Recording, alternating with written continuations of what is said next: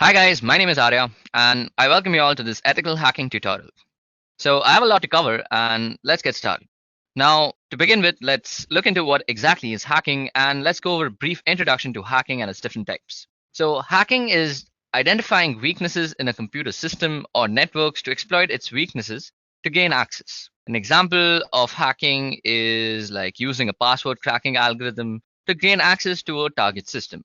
Now, computers have become mandatory to run a successful business. It is not enough to have isolated computer systems. They need to be networked to facilitate communication with all sorts of external businesses that exist out there. Now, this exposes them to the outside world and hacking as a whole. Now, hacking means using computers to commit fraudulent acts such as privacy invasion, stealing corporate and personal data, cybercrimes, and all sorts of stuff. Now, cybercrimes cost many organizations millions of dollars every year, and businesses have actually realized the need to protect themselves against such attacks because of the losses that have incurred on their neighboring companies. Now, before we go ahead, let me just familiarize you guys with some of the most commonly used terminologies in the hacking world. So, firstly, who is a hacker? Now, a hacker that you see on your screen is this black person out here. A hacker is a person who finds and exploits the weakness in computer systems and or networks to gain access. Hackers are usually skilled computer programmers with in-depth knowledge of computer security. Now, hackers are classified according to the intents of their action. Now, the first type of hackers are called white hat hackers. Now, a white hat hacker is also known as an ethical hacker. Now, this type of hacker is a hacker who gains access to systems with a view to fix the identified weakness. They may also perform sorts of penetration testing and vulnerability assessment. And the most important part to take note about an ethical hacker or a white hat hacker is that they get prior information from the company or the target that they are hacking into. So this is what actually sets them apart from a cracker or a black hat hacker. Now, a hacker who gains unauthorized access to computer systems for personal gains, that person is called a black hat hacker. The intent is usually to steal corporate data, violate privacy rights, transfer funds from bank accounts, and more such malicious stuff. Then there is also a blend of both called the gray hat hacker. So a gray hat hacker is a hacker who is in between ethical and black hat hackers. He or she breaks into a computer system without authority with a view to identify weaknesses and reveal them to the system owner in return for some bug bounty. So companies like Google, for example, actually put out a lot of bug bounties. Now, bug bounties are basically telling the public that you are free to actually find a bug in my system. And if you do so and tell me about it, I will reward you. So that is what a bug bounty is. Now, cybercrimes is the use of computers and networks to perform illegal activities such as spreading computer viruses, online bullying, and performing unauthorized electronic fund transfers. Most cybercrimes are committed through the internet, and some cybercrimes can also be carried out using mobile phones via SMS and online chatting applications. Now, there are a bunch of types of cybercrimes which I have actually discussed in my previous video called What is Cybersecurity and What is Ethical Hacking. So you all can look up that. Now, let me just get to the point of explaining what exactly ethical hacking is, unless you've already understood it. Now, ethical hacking is identifying weaknesses in computer systems and or computer networks and coming with countermeasures that protect the weakness. Now, ethical hackers have some goals that they need to meet if they're working for a company. Firstly, they need to protect the privacy of the organizations from being hacked.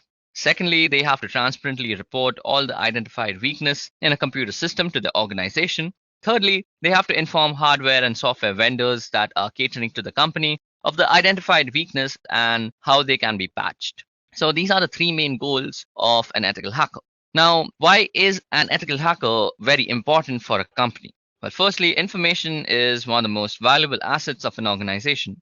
Keeping information secure can protect an organization's image and save an organization a lot of money. This is because hacking can lead to a loss of business for organizations that deal in finances. For example, PayPal. Now, ethical hacking puts them a step ahead of the cyber criminals who would otherwise lead to a loss of business. So basically, an ethical hacker would try to mimic a hacker and see what all vulnerabilities that he would find. For suppose PayPal. PayPal has a lot of ethical hackers working for them. So they are constantly trying to find any sort of bugs that might be in their payment gateway, which is actually letting fund being transferred without being validated. So that could be a bug. So an ethical hacker's job is to actually identify that bug and patch it up. before any cyber criminal actually finds that bug and uses it for his own malicious intents. Now, the legality of ethical hacking. Now, let me take a moment to actually talk about this topic. Now, ethical hacking is legal if the hacker abides by all the goals that he has to meet that we had just discussed. Now, the International Council of E-commerce Consultants, or the EC Council, provides a certification program that tests an individual's skill. Those who pass the examinations are awarded with certificates, and the certificates are supposed to be renewed after some time. Now, our course at Edureka, that is the ethical hacking course, is completely aligned to the 𝐂𝐝𝐿10. So y'all can go ahead and check that out if y'all want to become an ethical hacker, because that will certainly guide you as to how you can achieve that certification. Okay, now moving on. As an ethical hacker, you will be dealing with a bunch of security threats all the time. So it's very necessary that you know what exactly a security threat is and what kind of security threats exist. Now, a computer system threat is anything that leads to loss or corruption of data or physical damage to the hardware and or the infrastructure. Knowing how to identify computer security threats is the first step in protecting computer systems. The threats could be intentional, accidental, or caused by natural disaster. Now, in this section, we are going to talk about all sorts of security threats, and we are going to talk about the types of security threats. So what exactly is a security threat? Now, a security threat is defined as a risk that can harm or potentially harm a computer system or an organization. The cause could be a physical one, such as someone stealing a computer, or it could be a non-physical one, such as a virus attack. Now, these are the two kinds of threats that are existing out there. It is physical threats and non-physical threats. Now, there are also different kinds of physical threats. Now, let's look into the types of threats. First, it is internal threats. Secondly, it's external threats. And third is human threats. Now, let's go over them one by one. So firstly, let's look at some examples of internal threats. A fire that is inside the system, or some unstable power supply, or humidity that is actually accumulating and becoming dewdrop somewhere or malfunctioning your system. Then we come to external threats, which include stuff like lightning striking down your house, floods, and earthquakes. So these are the types of external threats. So the last kind of threats that we have is human threats. Now, human threats include theft or vandalism of the infrastructure or the hardware, disruptions or accidentals and unintentional errors that cause your computer system to malfunction. Now, let's move on to non-physical threats. Now, these are the kind of threats you as an ethical hacker will be dealing with much more. So non-physical threats is completely your forte.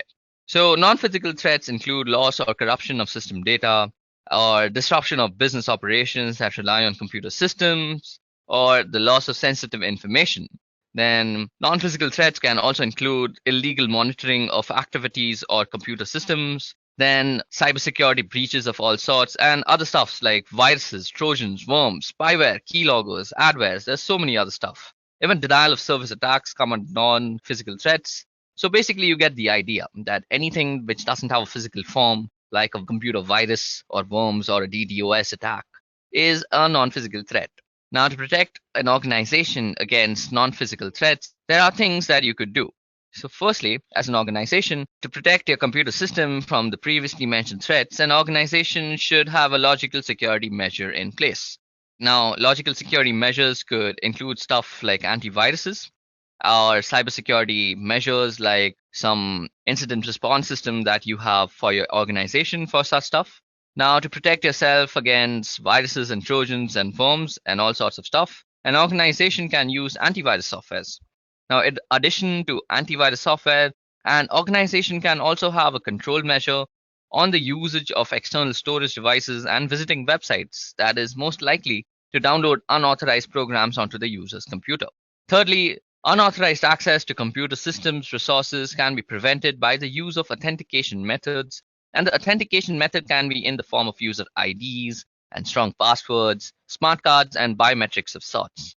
Last but not the least is the installation of intrusion detection or intrusion prevention systems, that is your IPS and IDS. Now, these can be used to protect against denial of service attacks, and there are other measures too that can also be used for denial of service attacks. So these were some of the preventive measures that you should take for non-physical threats.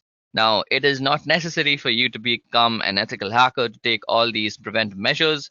Now, you sitting at home and watching this video can do this actually very simply by just using a virtual private network whenever you're browsing the internet, or using a very good antivirus system that you've actually paid for, because nothing actually good comes free.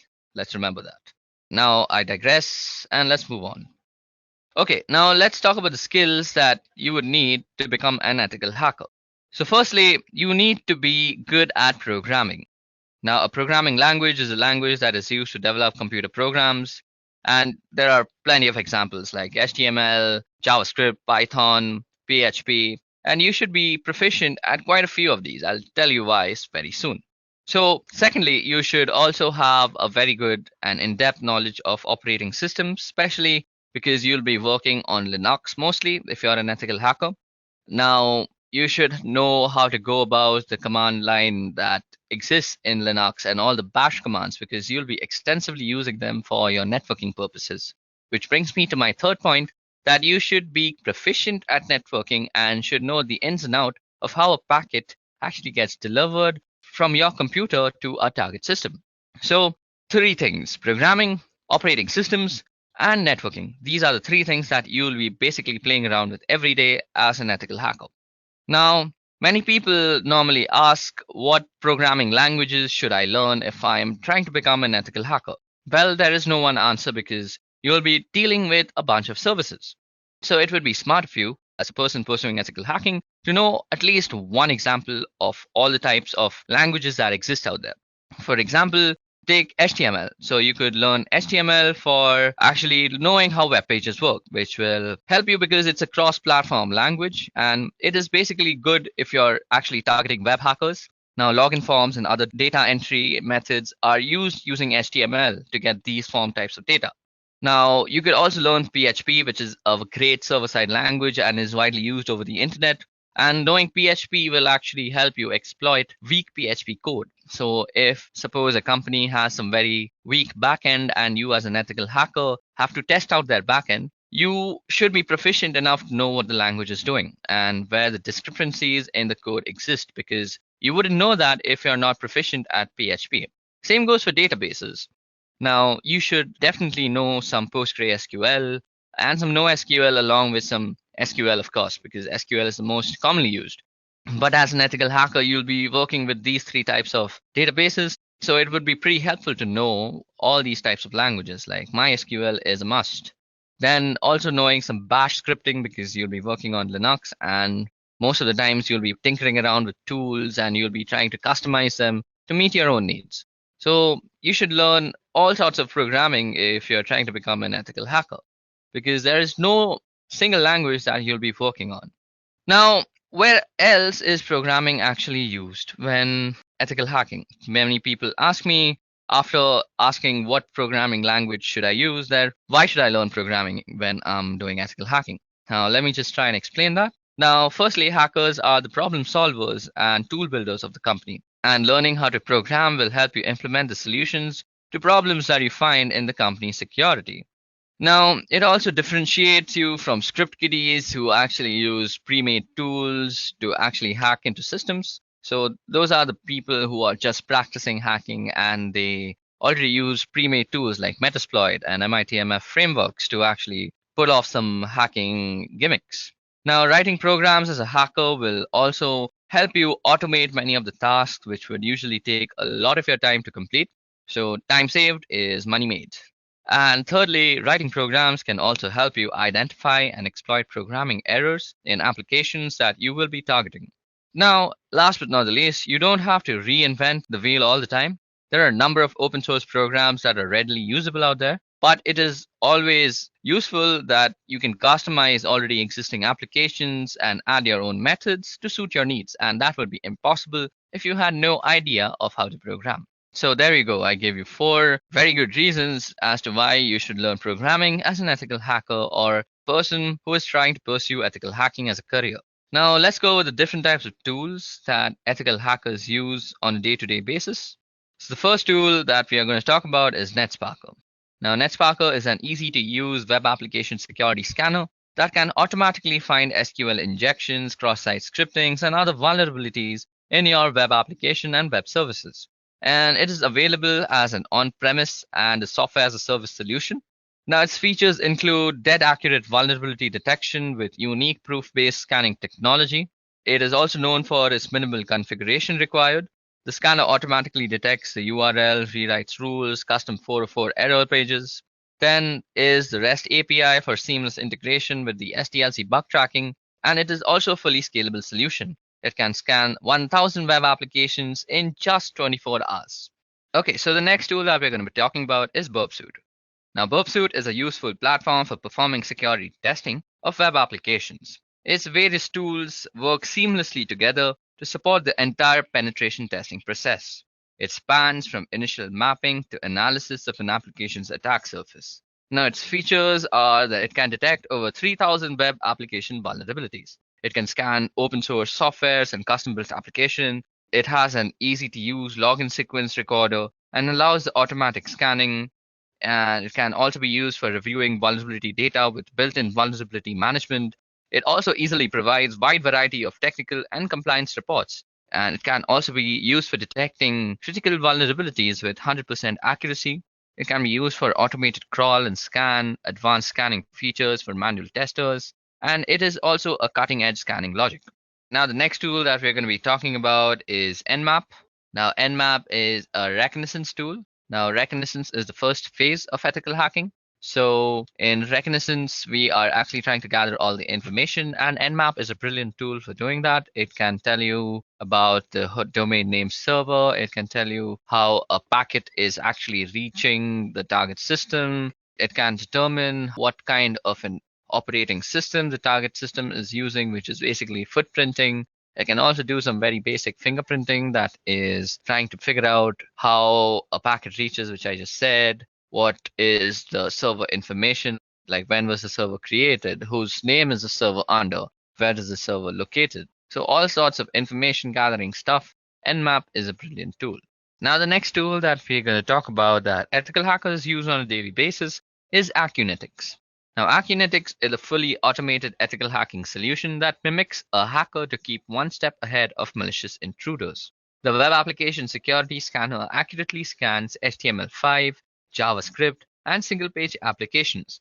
It can audit complex, authenticated web apps and issue compliance and management reports on a wide range of web and network vulnerabilities. Its features include the following. Firstly, it can scan for all variants of SQL injection, cross-site scripting, and around 4,500 additional vulnerabilities. Also, it detects over 1,200 WordPress core themes and plugin vulnerabilities. It is fast and scalable and crawls hundreds and thousands of pages without any sort of interruption. It integrates with popular WAFs and issue trackers to aid in the SDLC process, and it is always available on premise as a cloud solution.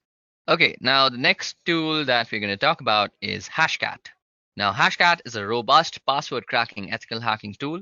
It can help users to recover lost passwords, audit password security, or just find out what data is stored in a hash. Its features include that it is open source platform, it is also cross-platform, it allows utilizing multiple devices in the same system, it can utilize mixed device types in the same system, it supports distributed cracking networks, and it also supports interactive pause and resume. It supports session and restore, and there's also a built-in benchmarking system, and it also integrates thermal watchdogs and supports automatic performance tuning.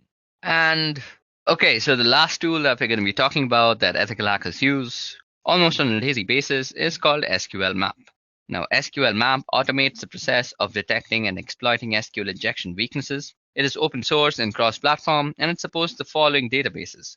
So it supports MySQL, Oracle, PostgreSQL, MS SQL servers, MS Access, IBM DB2, SQLite, Firebird, Sybase, and a lot of other database types. It also supports the following SQL injection types. So these are Boolean-based blinds, time-based blinds, error-based, union query, and stacked queries and out-of-bands. So these are some of the tools that are being used by ethical hackers on a daily basis to do their job. Okay, now moving on. Let's talk about social engineering.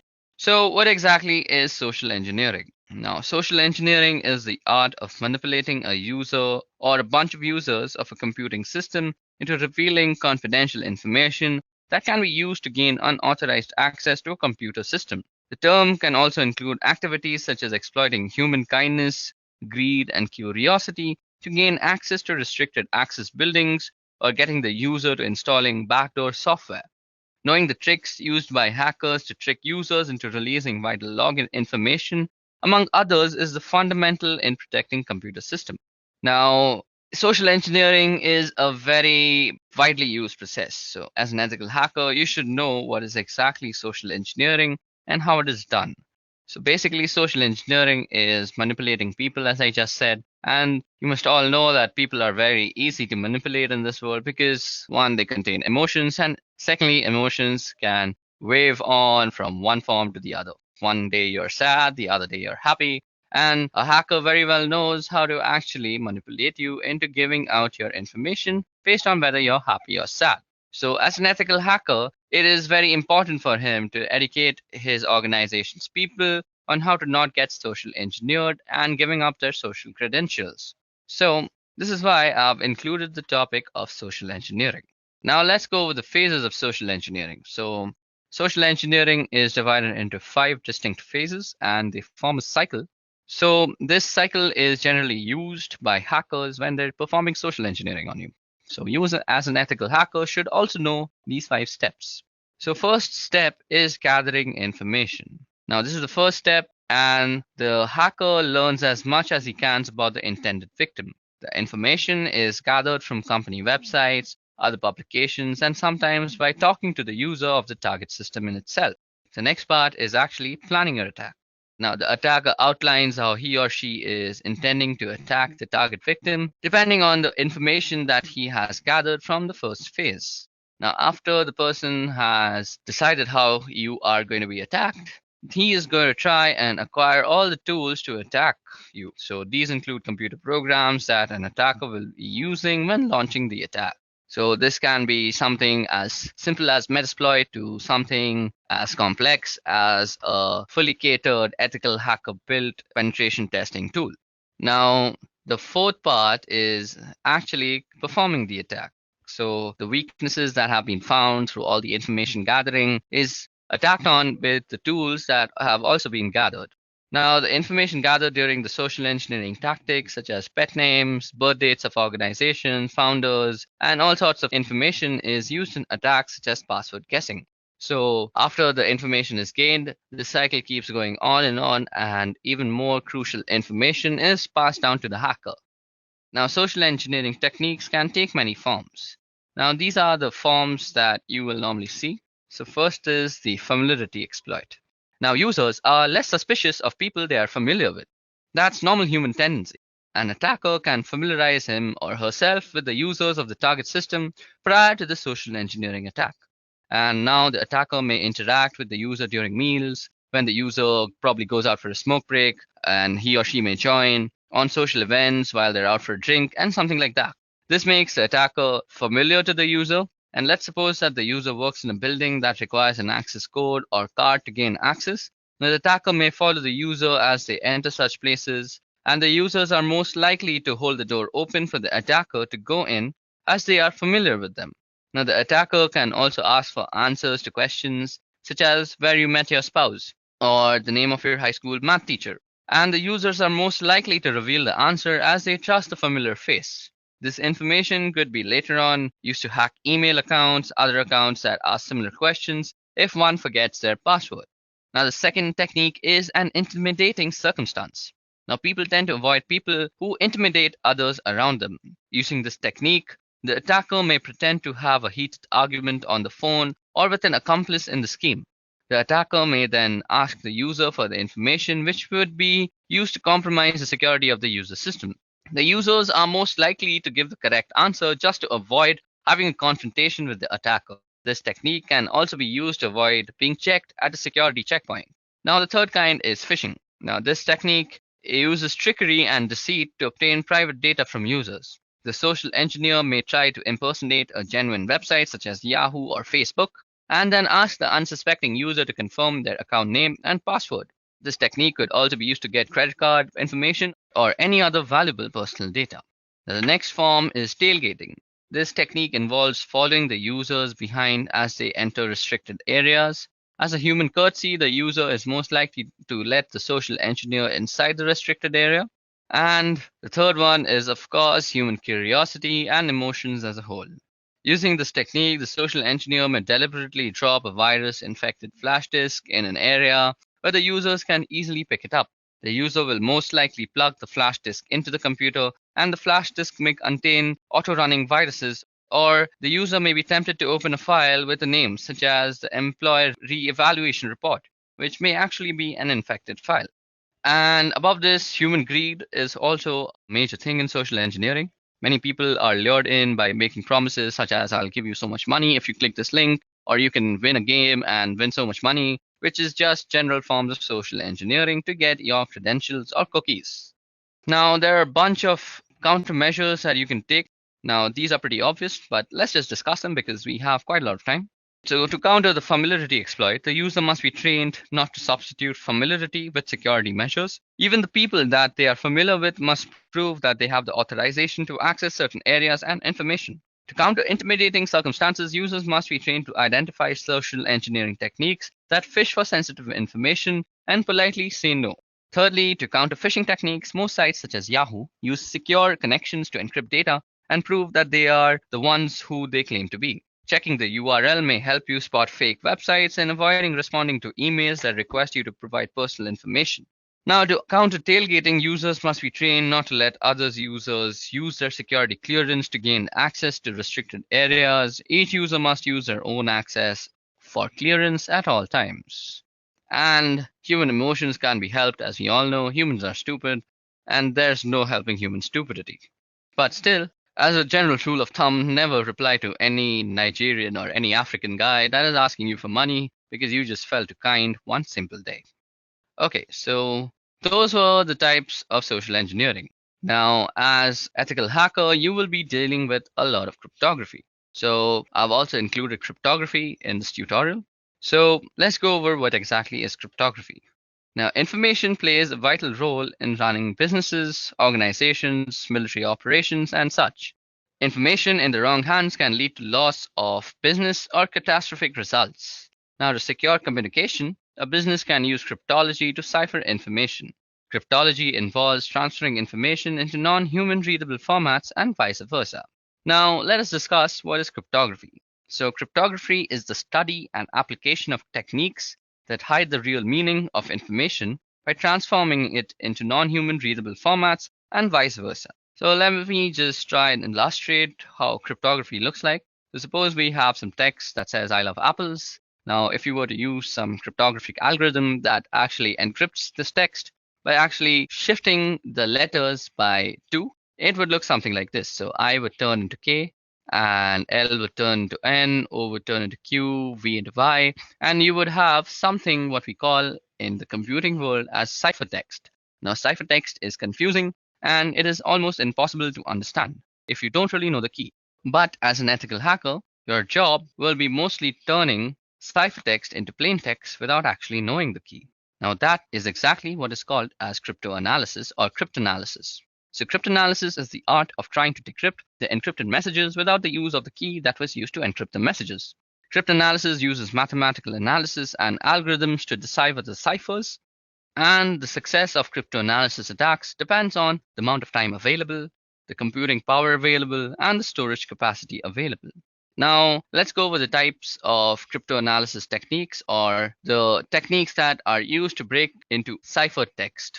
So, the first technique that is used for deciphering text is a brute force attack. Now, this type of attack uses algorithms that try to guess all the possible logical combination of the plain text, which are then ciphered and compared against the original cipher.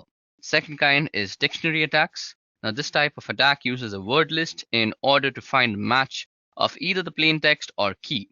It is mostly used when trying to crack encrypted passwords. Now, the third kind is called a rainbow table attack. And this type of attack compares the ciphertext against pre-computed hashes to find matches. So basically, you have a table of hashes and you're constantly comparing your given hash to the hash you're trying to find. Now, let's also discuss the different types of cryptographic algorithms that have been developed over time. So the first algorithm that we are going to discuss about is MD5. Now, MD5 is an acronym for Message Digest 5. It is used to create 128-bit hash values, and theoretically speaking, hashes cannot be reversed into original plain text. And MD5 is used to encrypt passwords as well as check data integrity. MD5 is not collision resistance, and collision resistance is the difficulty in finding two values that produce the same hash values. Now, the second type of algorithm is SHA, which stands for Secure Hashing Algorithm. Now, SHA algorithms are used to generate condensed representations of messages, and these are called digests. It has various versions such as SHA-0, which produced a 128-bit hash value. It was withdrawn from use due to significant flaws and replaced by SHA-1. Now, SHA-1 produces 160-bit hash values, and it is similar to the earlier versions of MD5, and it has cryptographic weaknesses and is not recommended for use after the year 2010. Then we have SHA-2. It has two hash functions, namely SHA-256 and SHA-512. SHA-256 uses 32-bit words, while SHA-512 uses 64-bit words. Then is SHA-3, and this algorithm was formerly known as 𝐂𝐶 and is widely used in the validation process in Ethereum, if you know what that is. Now, the third kind of algorithm is RC4, and this stands for Riveting Cipher 4, and this algorithm is used to create stream ciphers. It is mostly used in the protocols such as SSL, which stands for Secure Socket Layer, and to encrypt internet communication using WEP, which stands for Wired Equivalent Privacy to secure wireless networks. Okay, now this brings us to the theoretical end of our ethical hacking tutorial. Now it's time for some hacktivity. So for today's hacktivity, we will create a simple cipher using RC4 algorithm, and we will then attempt to decrypt it using brute force attack. For this exercise, I'm going to assume that we know the encryption key is 24 bits, and we will use this information to break the cipher. Now for this, we are going to be using the software called Cryptool, and I already have that downloaded. I'll leave the download link in the description. Y'all can download it and follow with me as we are performing this activity. So firstly, open Cryptool 1 and replace the text that you see. Now we can replace the text with whatever we want. So I'm going to be replacing it with some random text like never underestimate the determination of a kid who is, let's say, time rich and cash poor. Now that's one of my favorite quotes, and we are going to try and encrypt this. So firstly, we are going to try and encrypt this. For that, click on the encrypt and decrypt menu and point to symmetric modern. Now in symmetric modern, you will find RC4. So we will be trying to actually encrypt it using RC4. So let us put the key length as 24 bits. So we already know that, and the value has been set to 0000. Now all you have to do is click the encrypt button and you will get the following stream cipher. So this is your cipher text. So as an ethical hacker, you will be more interested in the analysis of the ciphertext rather than the creation of the ciphertext. So as an ethical hacker, you will need to analyze the ciphertext and try and decipher what is the plain text that is hiding behind this. So to do this using Cryptool, you can go into the analysis part and then go into symmetric encryption and modern. Now out here, all you have to select is the algorithm that is used. Now the assumption that we made is that it is going to be 24-bit key length. So we can always assume that. And all we have to do is start analyzing. And what this will do is run a brute force search on this entire ciphertext. Now, depending on your computer's computing power, this can take some time. Now it's showing 1 hour and 32 minutes. So let me just actually let this run and show you what it's going to look like.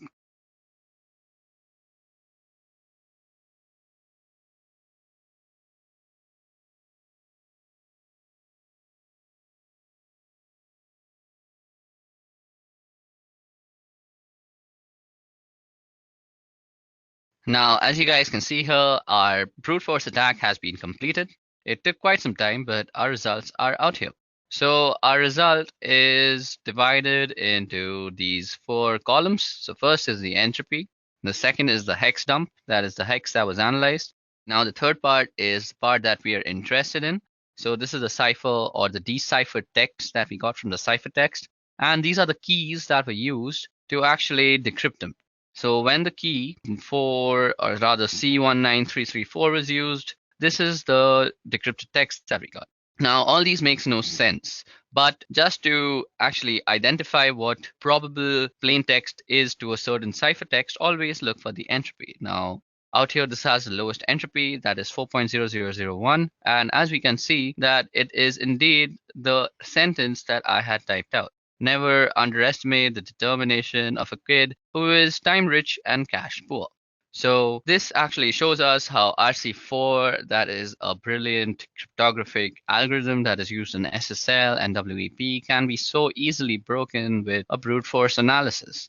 And these tools are widely available for a general user like me or you to use. So this brings us to the end of the hacktivity that I spoke about. And this also brings us to the end of this ethical hacking tutorial. I hope you guys had a wonderful time learning the various factors of ethical hacking like cryptography, social engineering, the phases of ethical hacking, and all these such. Please don't forget to watch my other video, which is What is Ethical Hacking? I have actually made a beginner's video as to what ethical hacking is and how ethical hacking actually works. And we at Edureka also have an ethical hacking course, which is aligned to the 𝐂𝐻 version 10. That is the Certified Ethical Hacker Certification version 10. If you buy this course, you will actually be learning from a certified ethical hacker all about ethical hacking, and it'll be a live instructor-led session. So hang on, guys. We are going to be releasing a lot of more free content regarding ethical hacking. But that's it for today. Goodbye.